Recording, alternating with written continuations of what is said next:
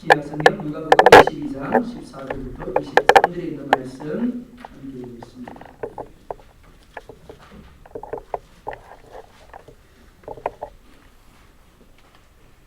(14절부터 23절까지의 말씀). 우리 남자분들이 14절, 여자분들이 15절 이렇게 교독하겠습니다. 14절 봅니다. 시작. 내가 이름에 예수께서 사도들과 함께 앉으사 이제 내가 강론을 받기 전에 너희와 함께 이 유월절을 먹기를 원하고 원하였노라. 내가 너에게 이르노니 이 유월절이 하나님의 나라에서 이르기까지 다시 먹지 아니하리라 하시고 이에 잔을 받으사 감사하기 하시고 이르시되 이것을 갖다가 너희에게 나누라. 내가 너에게 이르노니 내가 이제부터 하나님의 나라가 임할 때까지 포도나무에서 난 것을 다시 마시지 아니하리라 하시고 또 포도를 가져 감사하기도 하시고 떼어 그들에게 주시며 이르시되 이것은 너희를 위하여 주는 내 몸이라.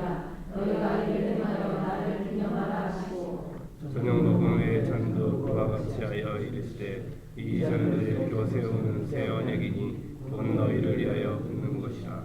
그러나 보라 나를 파는 자의 손이 나와 함께 상위에 있도다. 인자는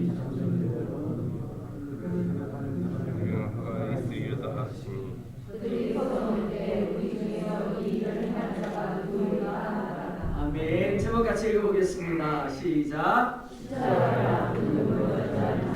십자가를 앞둔 유월절 만찬이라는 제목으로 하나님 말씀 증가하도록 하겠습니다. 자, 옆 사람을 보면서 우리 이렇게 한번 고백해 보겠습니다. 감사합니다.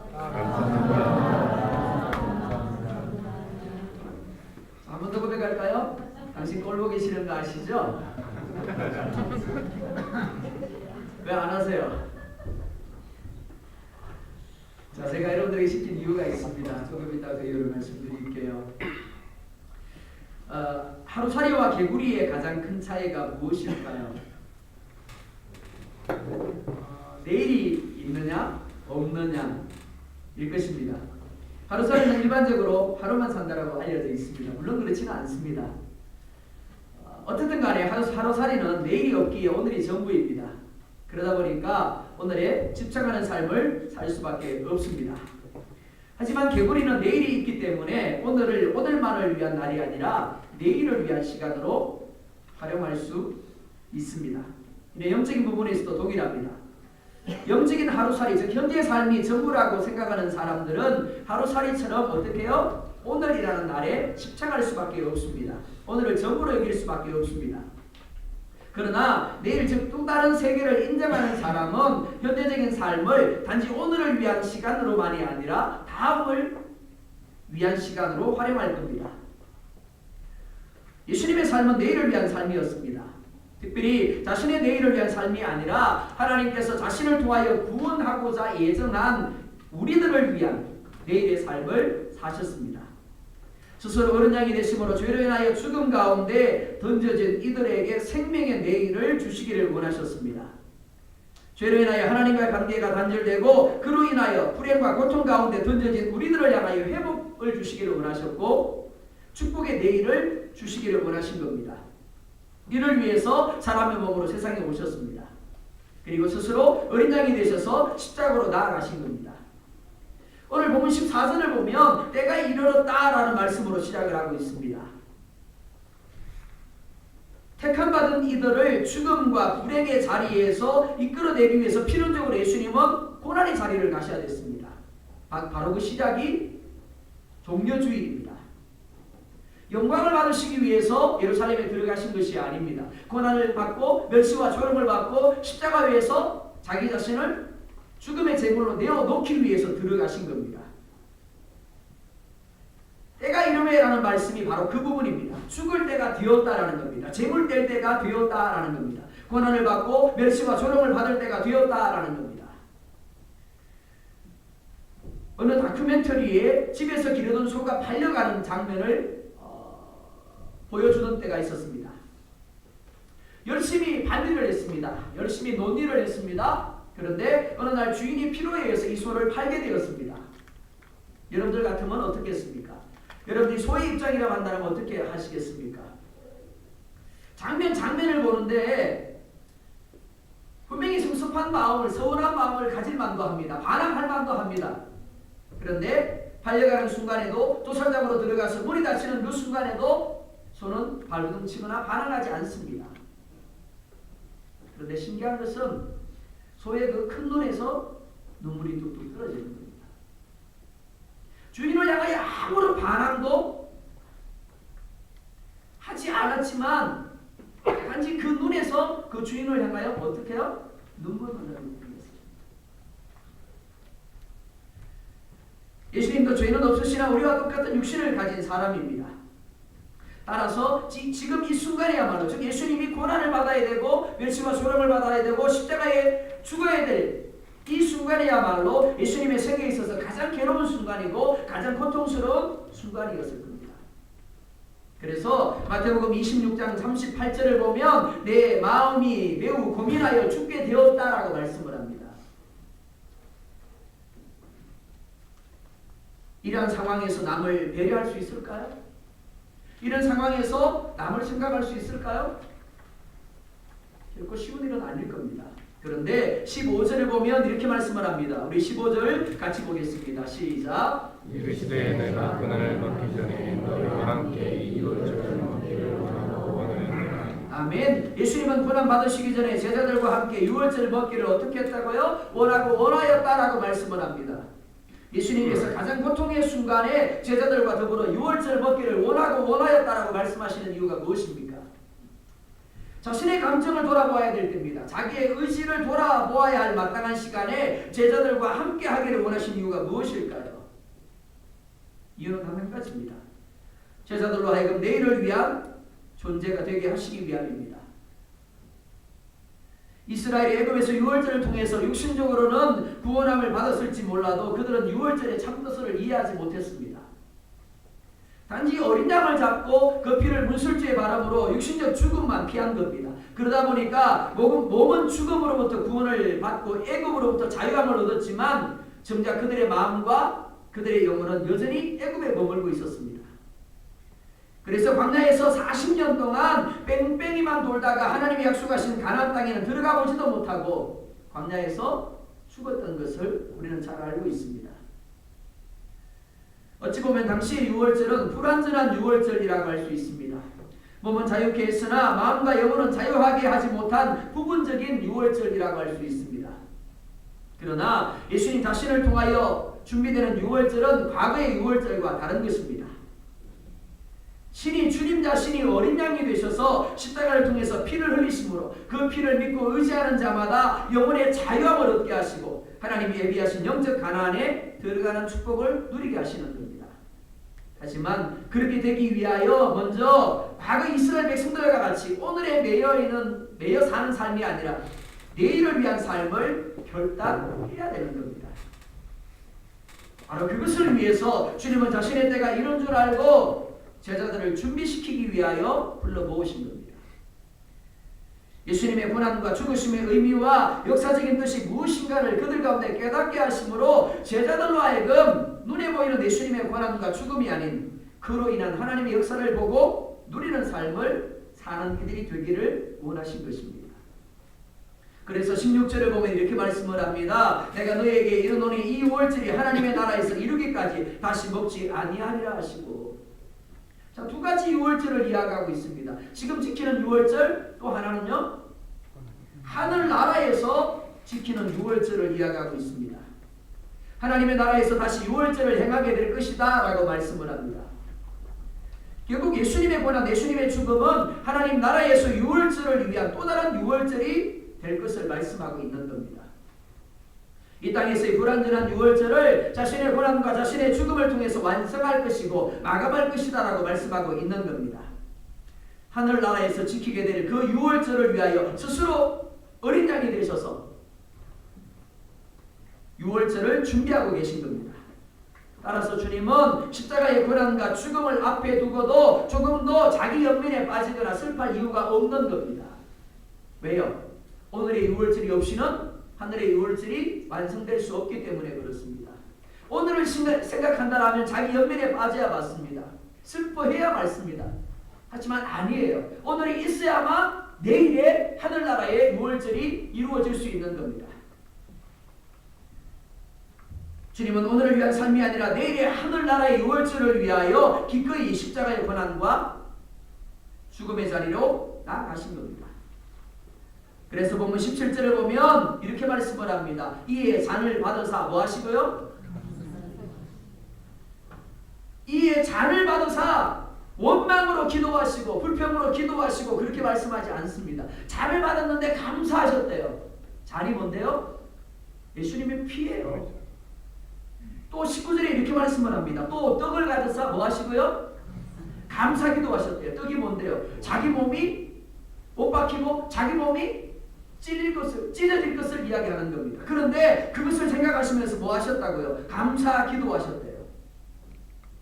십자가의 고난과 죽음을 앞두고도 주님은 아버지 하나님을 향하여 감사로 기도했더라라고 말씀을 합니다.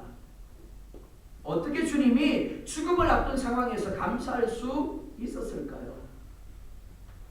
자신이 못 박히고 자신의 피가 쏟아지고 자신의 몸이 찢어질 것을 아시면서도 자신이 멸시와 조롱을 받으실 것을 아시면서도 어떻게 하나님을 향하여 하나님 감사합니다 라고 할 수 있었을까요? 내일을 보시기 때문입니다. 자신의 고난과 죽음을 통해서 자유함과 회복을 누리게 될 영적 이스라엘, 즉 우리의 모습을 보고 계시기 때문에 그렇습니다. 오늘 예배하고 있는 바로 우리들을 보시면서 하나님 감사합니다 하신 겁니다. 주님이 그렇게 하지 아니하고는 오늘 우리가 이 자리에 나올 수 없었기 때문입니다. 제가 아까 그랬죠? 옆 사람 보면서 뭐 하라고요? 감사합니다. 참 쉽죠? 감사합니다. 근데 또 뭐라 그랬어요? 당신이 얼마나 꼴보기 싫은 줄 아세요? 분명히 우리에게는 당신이 얼마나 꼴보기 싫은 줄 아세요? 당신이 그 말하는 게, 당신이 그 행동하는 게 얼마나 꼴보기 싫은 줄 아세요? 그렇게 말하고 싶은 상황이 있어요, 없어요? 아니 그 옆을 보세요. 저를 보셔야지. 왜 저하고 눈을 피하세요? 있어요, 없어요? 많잖아요. 있는 정도가 아니에요. 많아요. 근데 그 상황 가운데서 뭘 하셔야 된다고요? 당신 왜 내가 꼴보기 싫은 말만 해? 당신이 왜 꼴보기 싫은 짓만 해가 아니라 어떻게 말씀하셔야 된다고요? 감사합니다. 분명히 원망이 나와야 되고 분명히 불평이 나와야 되는데 아니요. 그 원망의 상황 가운데서 그 불평의 상황 가운데서 누구를 생각하면서 우리를 생각하면서 하나님을 생각하면서 예수님은 오히려 하나님 아버지를 향하여 뭐 하셨대요? 감사 기도하셨대요.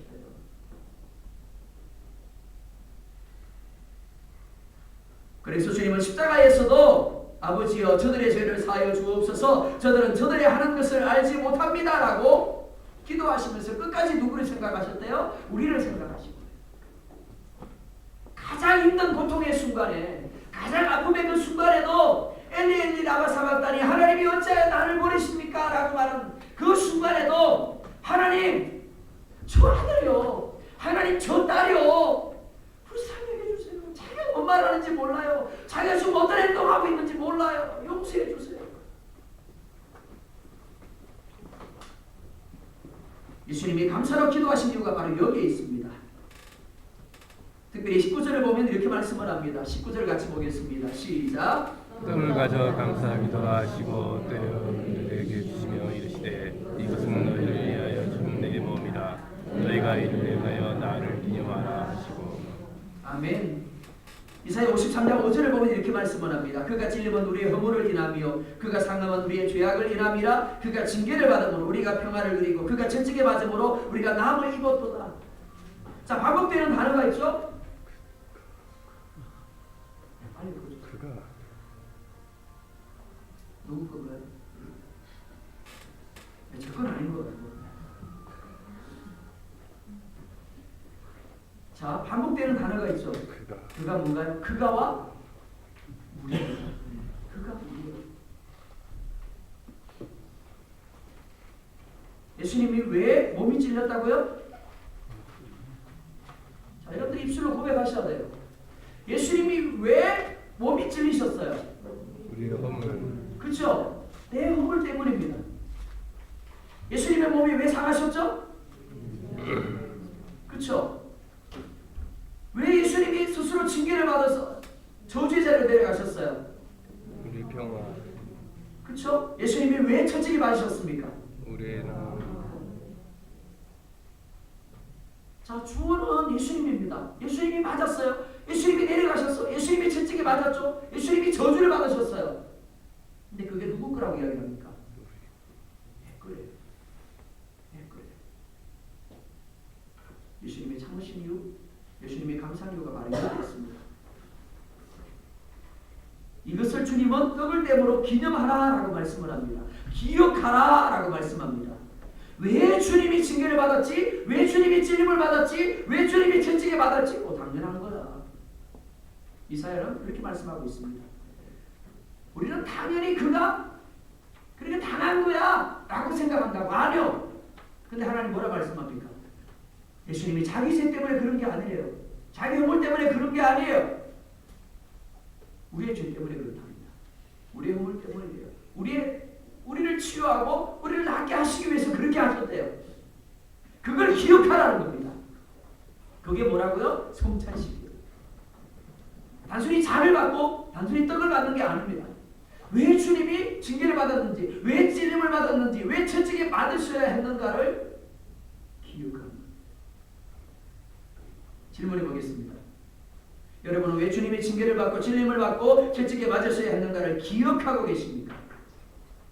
주님의 고난과 죽음을 앞두고도 여러분 때문에 여러분을 생각해서 감사한 것을 기억하고 있습니까? 이것을 기억하는 여러분이 하나님의 영광을 위하여 더 많은 사람들의 구원을 위하여 마땅히 감사함으로 받아야 될 고난은 무엇입니까? 그리고 자기 부인은 무엇입니까? 또한 20절을 보면 이렇게 말씀을 합니다. 20절 같이 보겠습니다. 시작. 조금 먹은 후에 잠도 그와 같이 하여 이르시되 이자는 내 피로 세우는 새 언약이니 곧 너희를 위하여 붓는 것이라. 아멘. 예수님은 자신이 흘리는 피가 새 언약의 피라고 말씀을 합니다. 마태복음에서는 좀 더 구체적으로 죄 사함을 얻게 하려고 흘리는 언약의 피라고 말씀을 합니다. 언약이 무엇입니까? 약속입니다. 계약입니다. 언약의 주체는 하나님입니다. 그런데 언약이 두 가지가 있습니다. 첫째는 옛 언약입니다. 옛 언약은 하나님께서 모세를 통하여 출애굽한 이스라엘 백성들과 세운 언약입니다. 행위 언약입니다. 네가 이렇게 하면 내가 이렇게 할게. 그렇기 때문에 인간의 행위에 따라서 파기될 수 있는 조건부 언약입니다. 이는 마치 아담에게 주신 언약과도 같습니다.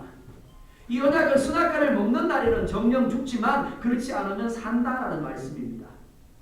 하지만 이 언약은 아담이 하나님의 말씀을 어기고 선악과를 따먹음으로 파기되었습니다. 또 출애굽한 이스라엘 백성들도 하나님께서 세우신 언약을 거역함으로 파기했습니다. 그래서 하나님은 새 언약을 세우고자 하셨습니다. 우리의 연약함과 우리의 무능을 아시기 때문에 옛 언약으로는 우리의 구원이 불가능함을 아셨기 때문에 새 언약을 준비하신 겁니다. 예레미야 31장을 보면 이렇게 말씀을 합니다. 같이 보겠습니다. 시작. 여호와의 말씀이니라. 보라 나의 이르니 내가 이스라엘 집과 유다 집에 새 언약을 맺으리라. 아멘. 그 다음에요. 그러나 그날 후에 내가 이스라엘 집과 맺을 곧 내가 나의 법을 그들의 속에 두며 그들의 마음에 기록하여 나는 그들의 하나님이 되고 그들은 내 백성이 될 것이라. 여호와의 말씀이니라. 다시요. 그들이 다시는 각기 육과 형제를 갖춰 이르시되 너는 여호와를 만나 하시려니 이는 자기로부터 큰 적하니 다 나를 알기 때문이라. 내가 그들의 악행을 사하고 다시는 그 죄를 기억하지 아니하리라. 여호와의 말씀이니라. 아멘. 새 언약은 모세에게 세운 언약과 달리 하나님의 법을 어디에 새긴대요? 돌판에 새기지 아니하고 마음에 새긴다라고 말씀을 합니다. 또 옛 언약은 항상 죄를 기억하지만 새 언약에서는 하나님께서 우리의 모든 죄를 용서하시고 다시는 기억하지 않는다라고 말씀을 합니다. 그리고 새 언약의 주어는 누굽니까? 하나님이에요. 하나님이 하시겠다라고 말씀합니다. 새 언약은 우리의 어떤 행위나 공로, 인간의 조건에 기초하지 않습니다. 단지 십자가상에 서리신 예수님의 피를 믿는 믿음에 기초한 언약입니다. 그래서 예수님의 피를 새 언약의 피라고 하는 겁니다. 이사야 1장 18절은 이렇게 말씀을 합니다. 오라 우리가 서로 변론하자. 너희 죄가 주홍 같을지라도 눈과 같이 희어질 것이요 진홍같이 붉을지라도 양털같이 되리라.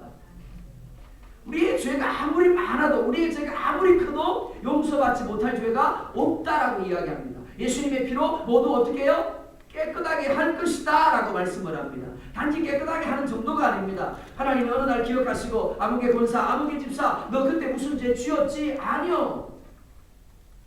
동의서에서 먼 것 같이 어떻게 하신대요? 이미 하나님이 죄를 옮기셨대요. 그래서 다시금 죄를 기억하지 아니하신다라고 말씀을 합니다. 그래서 우리에게 예수 그리스도 안에서 참된 자유함과 회복을 누리게 하시는 겁니다. 바로 그것을 위해서 예수님이 우리를 대신하여 십자가에 제물 되신 겁니다. 피를 흘리신 겁니다.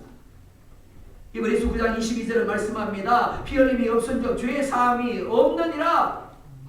내가 피를 흘려야만 죄를 사함을 입을 수 있는데 예수님이 나를 대신하여 피 흘려 죽으신 거예요. 그로 말미암아 새 언약이 누구의 것이 되겠다고요? 내 것이 되겠다고요. 내가 이룰 수 없는 그 언약을 예수님의 피로 내게 이루어 주신 겁니다. 그게 새 언약입니다. 그래서 예수님의 피가 그 안에 있는 이들마다 그가 어떤 존재인 것과는 상관없이 그를 의롭다고 인쳐주시는 겁니다. 예수님의 피는 구원의 피고 생명의 피며 긍휼의 피고 능력의 피인 줄 믿으시기 바랍니다. 그리고 지금도 새 언약의 하나님의 은혜가 우리 가운데 흘러넘치고 있음을 믿으시기 바랍니다. 여러분들 오늘 이 자리에 앉아서 하나님을 예배하고 있는 바로 그것이 우리 안에 새 언약이 함께하고 있는 증거인 줄 믿으시기 바랍니다. 질문입니다. 나는 예수님의 새 언약으로 나의 죄가 온전히 사함을 입었음을 확신하고 있습니까? 그리고 그 확신은 나로 하여금 죄를 부끄러워하고 죄를 거부하며 죄를 고통스러워하는 열매를 맺고 있습니까? 또한 오늘 본문 21절을 보면 이렇게 말씀을 합니다. 21절 같이 보겠습니다. 시작. 그러나 그가 나를 파는 자 예수는 나와 함께 상위에 있도다. 아멘. 이 말씀은 제자들에게 참으로 충격적인 말씀입니다. 제자들은 이 예수님의 말씀에 정신이 번쩍 났을 겁니다. 그리고 마태복음을 보면 제자들이 한결같이 돌아가면서 예수님을 향하여 이렇게 묻습니다. 주님 저입니까? 예수님은 누구를 향하여 하신 말씀입니까? 다른 유다 한 사람을 향하여 말씀하신 겁니다. 그런데 제자들은 모두가 다 저입니까? 저입니까? 무슨 말입니까? 유다만이 아니라 다른 제자들도 똑같은 죄를 품고 있었다라는 겁니다. 유다와 같은 요소를 조금씩은 가지고 있었다라는 겁니다. 그래서 주님이 말씀하실 때 마음의 찔림을 받을 수밖에 없었던 겁니다. 예수님은 유다의 배반을 이미 다 아셨습니다. 그러니까 유다가 나를 팔 것이다 라고 말씀하실 수도 있습니다. 그러나 주님은 그렇게 말씀하지 않으셨습니다. 뿐만이 아니라 지금 함께하고 있는 제자들이 모두 예수님을 배반하고 떠나갈 것도 다 아셨습니다. 이들도 똑같은 놈들이야. 그렇게 말씀하지 않으셨습니다. 유다는 예수님을 팔 것이고 나머지 제자들은 예수님을 버려두고 다 도망갈 겁니다. 이런 상태에서 제자들을 사랑한다라는 것, 제자들을 배려한다라는 것 쉬운 일이 아닙니다. 저 사람이 나를 배반할 것을 압니다. 그런데 어떻게 그 사람을 사랑할 수 있습니까? 저 사람이 내 발등을 찍을 것을 압니다. 어떻게 사랑할 수 있습니까? 똑같은 사람이에요. 똑같은 사람. 조금 전까지만 해도 집사님, 검사님, 언니, 아무개야 그러면서 웃으면서 이야기하던 사이예요. 근데 어느 한순간 상대방 입에서 한마디가 툭 던져졌는데 그 말이 내 안에 욱함을 일으켰어요. 차마 내뱉지는 못하고 여기까지 올라왔는데 그 다음부터는 어떻게 돼요? 언니가 아니라 제 번을 이야기 안 할게요. 솟아너리가 다 떨어지는 거예요. 그런 상황이에요. 미움이 생겨야 당연하고 증오심이 생겨야 당연하고 복수심이 생겨야 맞는 겁니다. 도저히 사랑할 수 없는 상황이에요. 그런데 예수님은 어떻게 하십니까? 22절을 보면 이렇게 말씀을 합니다. 22절 봅니다. 시작. 그들의 서로 묻히던 아멘. 예수님은 유다가 예수님을 배반할 것을 아셨습니다. 하지만 끝까지 그를 사랑하시고 그를 회개시키고자 하십니다. 유다는 철저하게 자신을 포장하고 윗선된 모습으로 예수님을 대하고 있습니다. 나를 파는 자의 손이 나와 함께 상위에 있도다라고 말하고 있음에도 불구하고 여전히 가룟유다는 나는 아니야.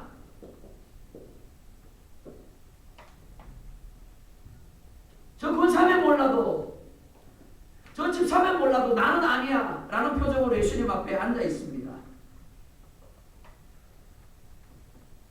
하지만 주님은 유다의 마음 중심을 깨뜨려 보고 계셨습니다. 사람에게는 거룩같이는 보이고 사람에게는 문제가 없어 보였을지 몰라도 하나님께 감추어질 것은 아무것도 없습니다. 자, 그렇다고 한다면 유다가 지금 어찌해야 옳습니까? 하나님을 향하여, 아니 예수님을 향하여 잘못했습니다. 내가 바로 그 사람입니다. 내가 내 마음에 예수님을 팔고자 하는 마음을 가졌습니다. 용서해 주십시오. 나의 연약함을 불쌍히 해 주십시오. 해야 맞습니다. 하지만 유다는 끝까지 회개하지 않습니다. 요한복음에 보면 그는 회개하지 아니하고 밖으로 뛰쳐나갔더라. 성경은 그렇게 말씀하고 있습니다. 어쩌면 6월절 만찬의 자리는 가룟 유다에게 주어진 예수님의 마지막 기회였을지 모르겠습니다. 그런데 그 기회마저도 그는 바로 잡아요. 그리고 예수님을 팔고 결국 자살에 이르게 됨을 볼 수 있습니다. 질문입니다.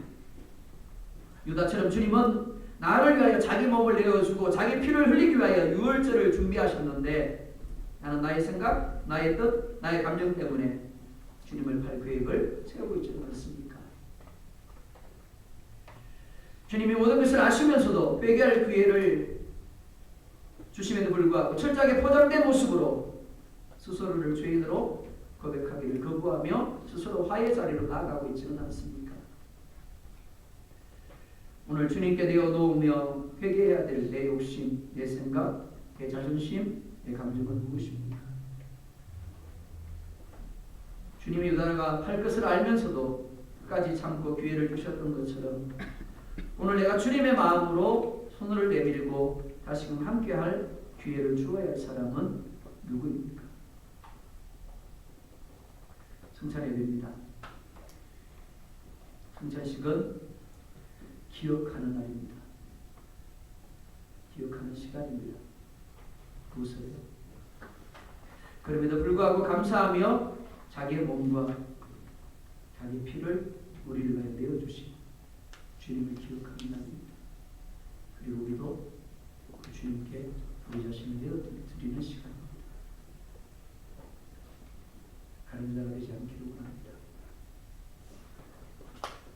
여전히 우리가 성찬식 가운데 함께한다는 것은 하나님이 오늘 우리를 향하여 기회를 주신다는 겁니다. 그 하나님을 향하여 숨김없이 솔직해졌으면 합니다.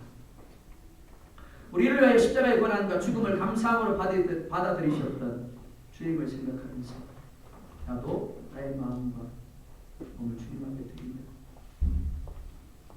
이렇게 기억하는 시간이 되기를 주의 이름으로 축원드립니다. 150장